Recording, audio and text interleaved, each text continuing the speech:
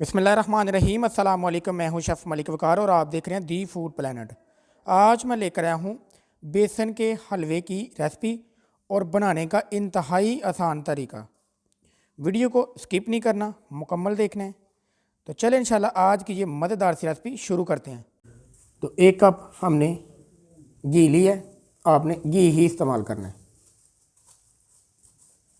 तो घी हमारा गर्म हो चुका है। अब इसमें 1 कप बेसन शामिल कर लेंगे और बेसन को अच्छे से भून लेना है।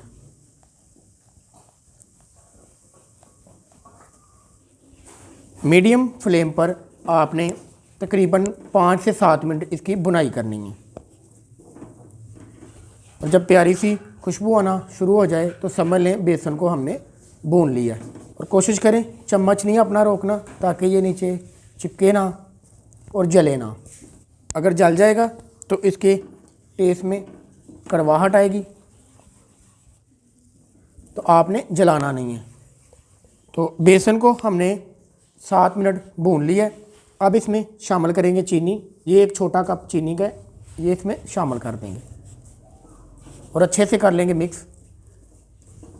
चीनी को आपने मेल्ट कर लेना है और तकरीबन 2 से 3 मिनट इनकी बुनाई करेंगे। और तब तक आपने भूनना है जब तक ये फ्राई पैन को छोड़ ना दे। और देखें ये फ्राई पैन को छोड़ना शुरू हो चुका है। अभी इसकी थोड़ी सी बुनाई मज़ीद करेंगे जब तक ये पूरी तरह पैन को छोड़ ना दे।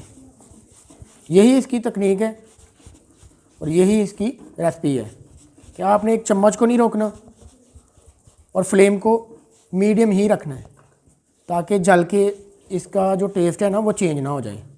और आप देख सकते हैं इसका कलर काफ़ी चेंज हो चुका है और ये एक साथ इकट्ठा होना शुरू हो चुका है, ये देखें।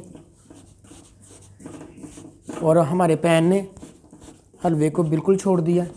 और अब इसमें शामिल करेंगे, ये 1 कप पानी है। आहिस्ता आहिस्ता से आपने पानी शामिल करते जाना और इसे मिक्स करते जाना है।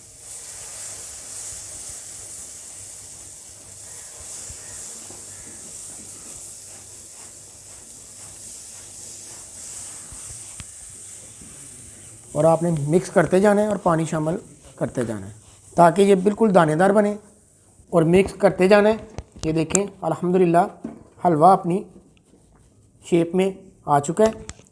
अब इसको सिर्फ थोड़ी देर ही आपने भूनना है, तकरीबन 1 से 1.5 मिनट।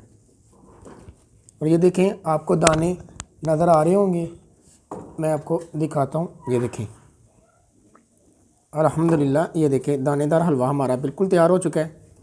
और ये मेरे पास ड्राई फ्रूट्स हैं, आप अपनी मर्ज़ी के ड्राई फ्रूट्स इस्तेमाल कर सकते हैं। ये बादाम और कोकोनट है, ये इसमें शामिल करके आपने अच्छे से मिक्स कर लेना है। हलवे की हमने बुनाई कर ली है। तो चलें अब इसको डिश आउट करते हैं और इसकी फ़ाइनल लुक की तरफ चलते हैं।